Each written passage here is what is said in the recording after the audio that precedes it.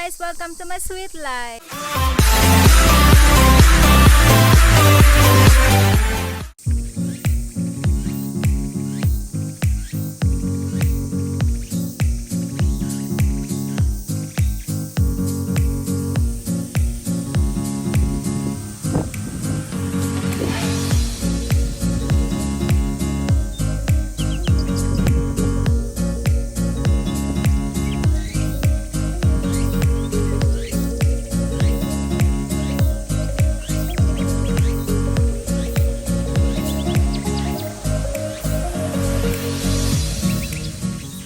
Hello guys, handang-handa na ba kayong makita ang aming second house? Ito ay magiging special tour para sa inyo. Actually guys, itong sasakyan na to ay hindi to bago. So, 6 years na to sa amin. And then, may una kami naging camping car, kaya lang after ng 3 months ay nasunog. Dahil ito ay special tour, ngayon lang to mangyayari after 6 years. Kaya samahan nyo kaming ipasyal ko kayo sa aming second house. At syempre guys, magi-start tayo dito sa driving seat kung saan lagi ako nakaupo at naghihintay lang kung saan kami makarating. Tara na! So eto guys ang aking upuan. Kung makikita nyo, diyan ako umuupo every time na nagta-travel kami. Kahit 16 hours ang aming takbo ay hindi ako nangangalay. Ito ay pinapalitan na lang din ng asawa ko. Kasi nakakangalay yung original na upuan niya sa totoo lang. Ito yung mga ginagamit ng mga car racer. So, ito yung upuan na yon. Both yan, pinapalitan ng asawa ko. And then, kung makikita nyo dito, ito ay pina-customize din namin. At itong kanyang armrest ay leather white din. Yung nasa likod niyan ay may sariling screen. So, pag nagbaback siya, meron siyang makikita sa likod na screen talaga. At meron din tayo ditong security camera. Syempre, hindi mawawala yan. At itong aming special. So, siyempre lahat ng sasakyan guys, hindi pwedeng mawawala nito na ito ay importante. In case of emergency, ito ay yung tinatawag na pambasag ng salamin kung sakaling kayo ay matrap. So, ito lang yun. So, pipindutin nyo lang yan dito at siya yung ipambabasag sa inyong bintana para kayo ay makalabas. So, dalawa yan. Kung makikita nyo. So, dun tayo sa driver's seat. At kung makikita nyo guys, etong bumper na to ay pinasadya na ng asawa ko. Ito ay in-order niya ng kusa and then sa kanya pinadala dun sa maker na itong camping car para sila na rin ang magkabit. Ganun din itong side mirror natin, sila na rin ang nagkabit niyan. At itong mga abubot sticker na yan, sila na rin ang nagkabit niyan. So, dito muna tayo sa driver's seat. So, ito ang pinaka upuan ni Papa. Kung makikita nyo dito guys, meron tayong combination dito ng leather. So dito lang sa ibabaw ang pina-leather namin kasi pagdating dito sa baba ay dumihin. So natatamaan niya ng mga sinelas ko. So makikita nyo, ayan may mga gasgas na. Kaya hindi siya pwedeng putian. Ganun din dito sa baba. Ultimo yung dashboard namin ay inas-is namin na black siya kasi gawa ng tawag dito ng dumihin. Lalo na tong asawa ko, medyo dumihin talaga to. Itong handle ng asawa ko ay pinapalitan niya na rin yan.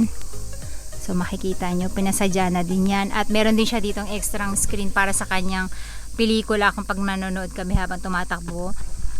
Kahit itong kanyang handle ay pinapalitan na din yan guys. So ito yung remote ng, ewan ko kung anong remote yan. Basta may remote yan. Ayan. May extra pa siya dito actually, yung maliit na tablet. So, at kung makikita nyo dito guys, meron siya ditong footrest. At hindi kami nagda-drive ng asawa ko ng nakasapatos or nakasinelas. So, lagi kaming nakatapak guys para hindi kami magkamali ng tapak ng axle at brake. Napag-usapan na namin yan even before na hindi kami nagda-drive talaga ng nakasapatos at sinelas. So, tapak lang talaga. Kaya meron kami ditong, makita nyo may unan sa paa. Kasi para habang nakapahinga yung paa mo ay hindi ka mangangalay mag-drive. So, ayan, meron din siya ditong cushion para sa kanyang balakeng. Ayan, kasi long drive kami madalas guys. Kailangan talaga namin ng maayos na upuan. At syempre, alam ko atat na kayo na makita yung loob kung ano ang itsura niya. So, ayan na guys, ang ating loob. Ayan. So, makikita nyo guys, meron ako ditong basahan. Lagi yung meron dyan para in case lang na umulan, maputik yung tinatapakan namin, ay hindi dumire-diretso sa taas yung kanilang sapatos. Actually, meron ditong lagayan sa ilalim ng sapatos at tsinelas. So, every time na sasampa ay maiiwan ng sapatos muna dito. Pagsampa, saka ilalagay dun sa lagayan ng tsinelas. So, ganun siya. At, meron din tayo dito syempre table, counter table. Ang original talaga nito guys ay pang business class na upuan sa eroplano. So ganun ang itsura niya. So pang 2-seater lang kasi yun. Kaya hindi namin yun pinakabit at pinapalitan namin ng ganitong type lang. Kumbaga para may tourisman kami, 4 sila. So nandito sa harap yung 4 or 5. Hanggang 5 kayang umupo dito lalo't pag may bata. Kaya yan ang pinagawa namin dahil may purpose yan at yan ay makikita nyo mamaya. And then, meron tayo ditong counter. So, ang counter natin ay simple lang. Pinasimplihan lang namin. Kita nyo, meron tayo ditong mini cabinet.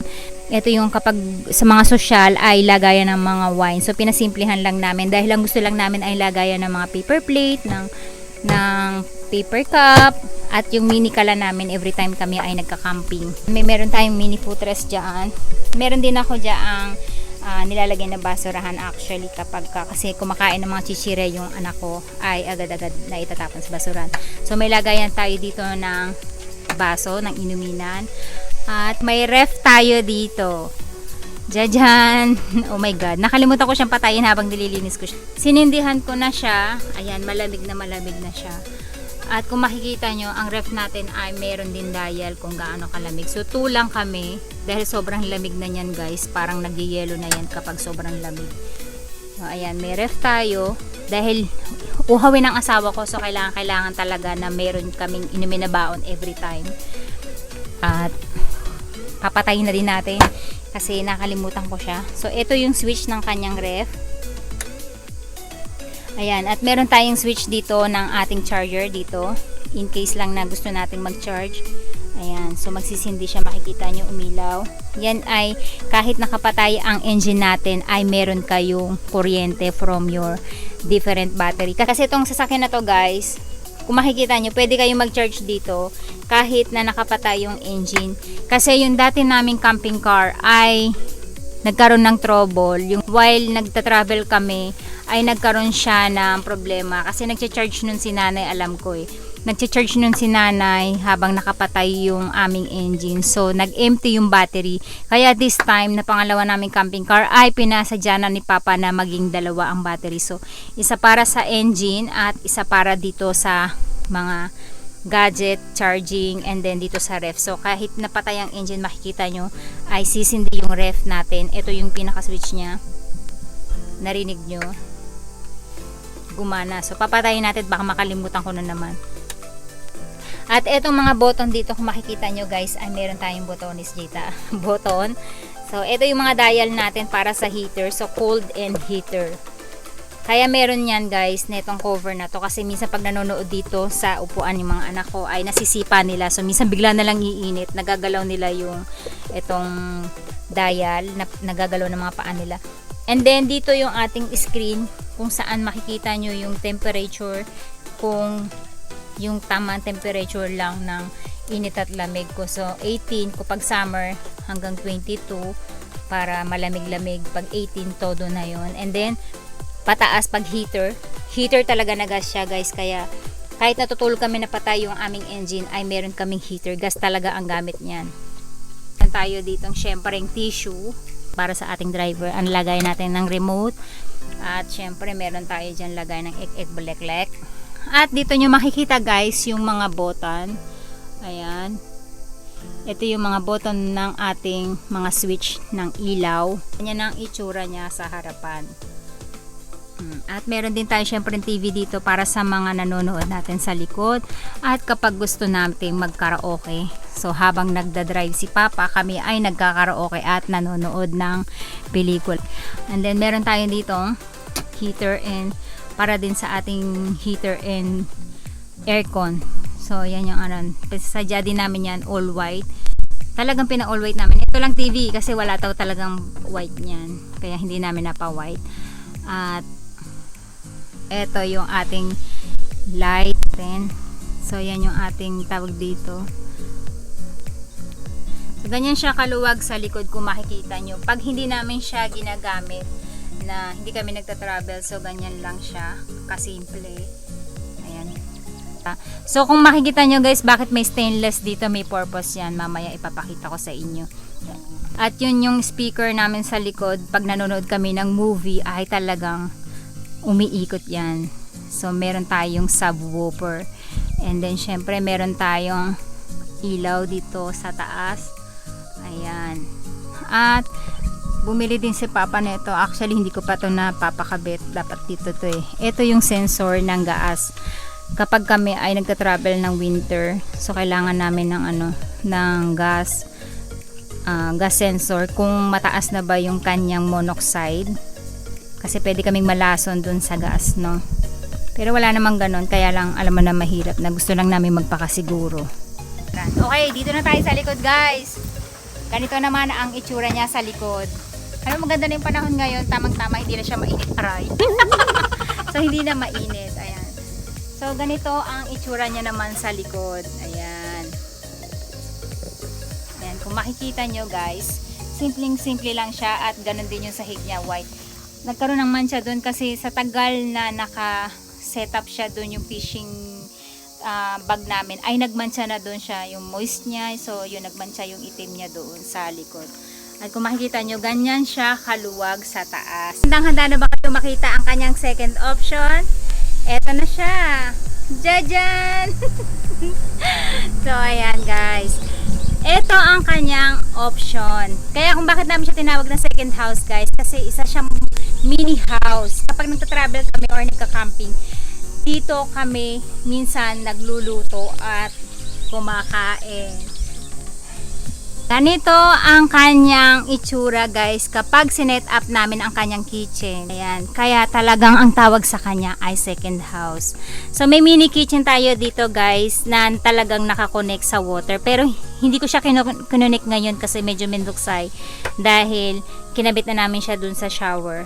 At meron tayo ditong lagayan kung saan yung ating mga ingredients, dyan siya nakalapag, yung ating mga toyo o yung kailanganin natin sa ating pagluluto. At talagang gumagana tong gripo guys. Mini kitchen lang to kasi ano to eh, ito yung isa sa requirements kapag camping car. Pag wala kayo nito, hindi siya mababalid as camping car kapag walang kitchen sink. Kaya ang pinakabit namin this time na kitchen sink ay yung maliit lang kasi hindi namin talaga siya totally nagagamit. So, hindi kami masyado kasing nakakapagluto. Actually, usually barbecue kami sa labas. Uling talaga ang gamit namin. Kaya bihira lang namin ito magamit. Yung una naming camping car, yun ay malaki ang sink. So, mga hanggang dito ang kanyang sink. Talaga nakakapaghugas kami ng kamay that time. Gawa ng meron kaming pasusuhin na baby. Yung si Akari ay baby pa that time. So, bottle siya. Kaya anytime need kong hugasan yung kanyang bottles sa isang camping car bago ka makakuha ng license for camping car. Kasi kapag wala nito, hindi ka mabibigyan. Kaya ang ginawa lang namin ay yung ganyan lang para madali siyang itabi in case lang. Hindi katulad ng dati naming car ay electric talaga yung kanyang kitchen, yung kanyang kalan. So naka-attach na siya talaga. And then meron din tayong heater dito as you can see. Nagtataka kayo guys, paano nangyari yan? So galing yan sa ilalim, nakatago sa ilalim. So di angat siya at kung makikita nyo ay may lock lang siya dito para anytime ay magagamit kung gugustuhin namin magluto at maghugas. So ayan. At dyan, nagtataka kayo kung paano yun nangyari, diba? So nababaliktad yan guys, kaya para ka talagang nasa isang bahay kapag kayo ay umupo. Ayan, relax na relax talaga kayo. Nakakatayo ako makita nyo kasi ang type ng car na to ay yung high roof. Super long at super wide. So pinakamaluwag, pinakamataas at pinakamahaba siyang van. As you can see guys, para ako talagang nasa bahay. Ayan, diba? Social. O para lang akong nasa sopa. Habang andun yung asawa ko, andito yung aming ref. Abot na abot ko yung inumin in case lang na kami ay magpa-party-party. At kapag gusto niyo ng privacy guys, na isasarado ang ating mga cortina. Ayan. So pag kami ay nagsuswimming at ayoko magbihis sa CR sa labas, sa palikuran ay dito ako nagbibihis. So, sinasarado ko lang yan. At the same time, syempre, pag dito kami natutulog, kailangan namin ay madilim na madilim at hindi kami nasisilaw galing sa liwanag sa labas. Ayan. So, may privacy kayo dito. Kita nyo madilim. At ganun din yung sa likod neto ay naisasara din.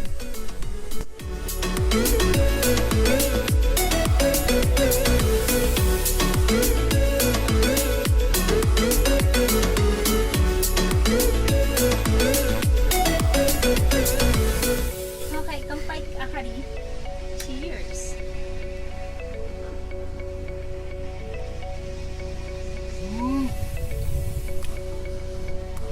Ang sarap uminom ng Coke.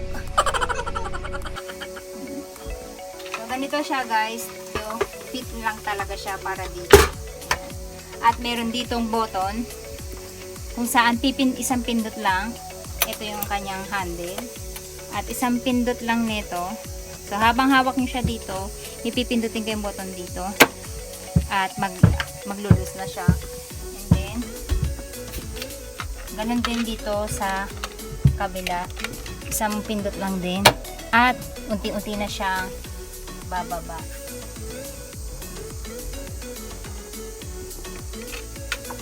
Natin siya, tatanggalin yung ating shower, ating faucet, at ibalik lang natin. Seatbelt din siya. Hindi pwedeng walang seatbelt kahit nasa likod. So, dito yung pinalulusot para magkaroon tayo ng seatbelt. Tinanggal lang namin kasi may purpose. Bakit namin tinanggal? Meron tayong water para do sa sink. So, kinunik muna namin siya dito sa shower dahil may shower din tayo, guys. Kaya, ayan. Akari, buksan mo, please. Ayan.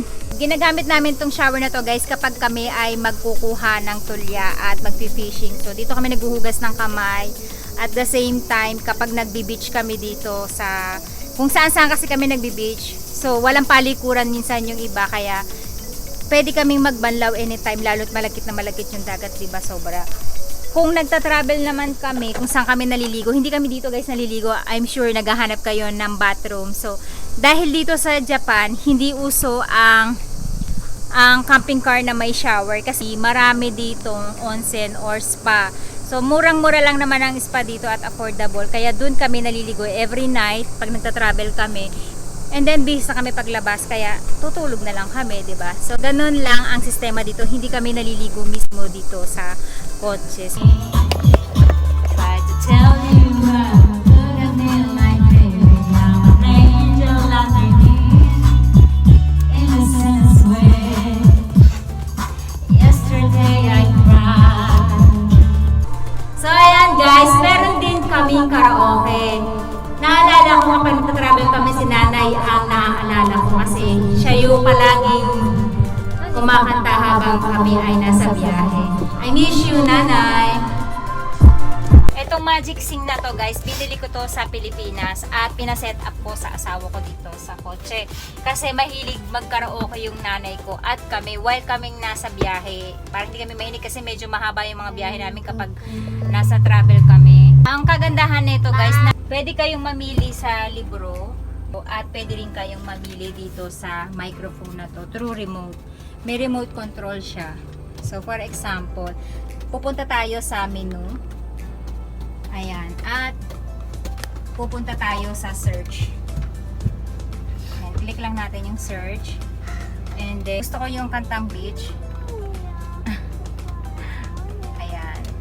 At hahanapin natin yung beach. Nakita nyo. So, press start lang. Ayan.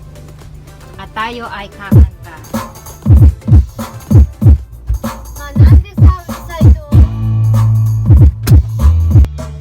Take me as I am. Please, amen. You have to be a stronger man. Rest assured that when I start to make you nervous and I'm going to extremes, tomorrow I will change. Today won't mean nothing. At ready na ba kayo makita guys? Ito yung itsura ng aming band kapag gabi na. Isa lang to sa mga option guys. Okay. Open! Muri ka. So, bubuksan natin, guys.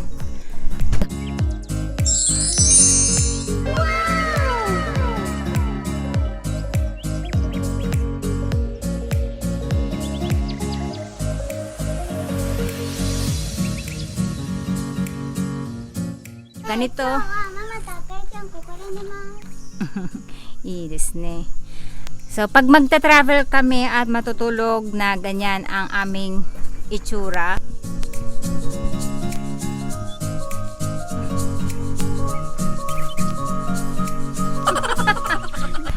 Ayan guys, nakita nyo yung aming option kapag matutulog. Ganyan ang kanyang itsura. Meron pa akong isang papakita sa inyo.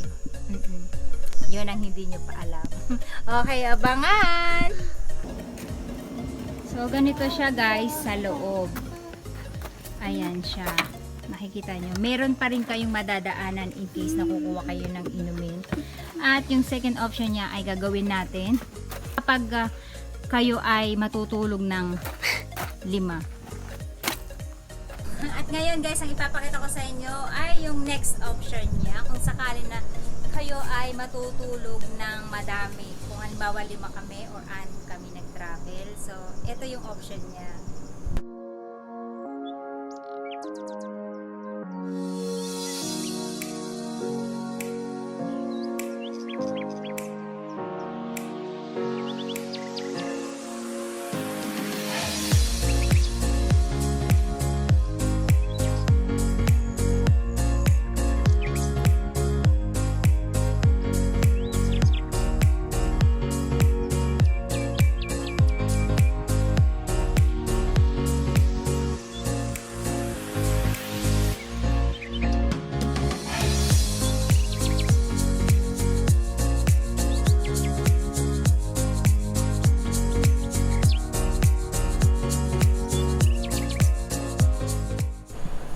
So nakikita nyo guys, at ako hindi nyo na nakikita dahil sa sobrang dilim na at hindi na kinaya ng cellphone ko yung dilim. At dito sa ilalim makikita nyo, may case kami dito na kung saan dito namin nilalagay yung aming mga damitan. So 3 divider yun. Nandun yung damitan namin at yung malipag. Ganun din yung fishing rod. So kasyang-kasya dyan sa ilalim. Or kapag nahihirapan kami, doon namin nilalagay sa iba, sa front. At handa na ba kayo guys makita ang kanyang last option? So, ito na yung ating huling option kung ano ang itsura niya kapag kami ay nagta-travel ng mas marami higit sa 5 or 6. Ito na siya guys.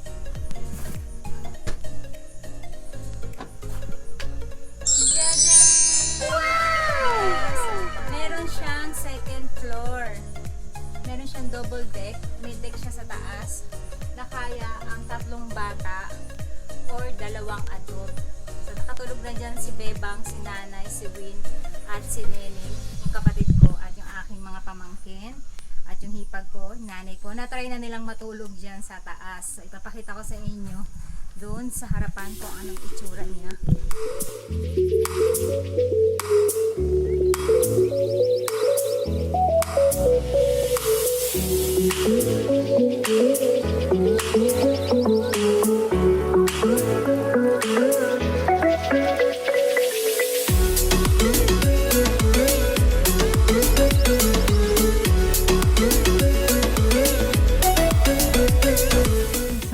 Ito yung lampshade niya. Hindi na-charge ng asawa ko.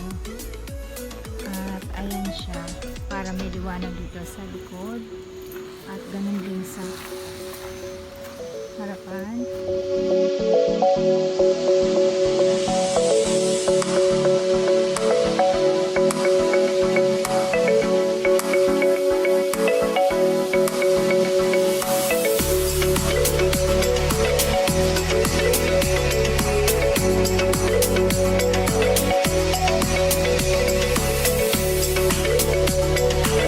Nag-enjoy kayo sa aming simpleng tour. Maraming salamat sa panonood at huwag kalimutang mag-subscribe and like sa aking mga videos kung gusto niyo pang masundan. Thanks for watching guys!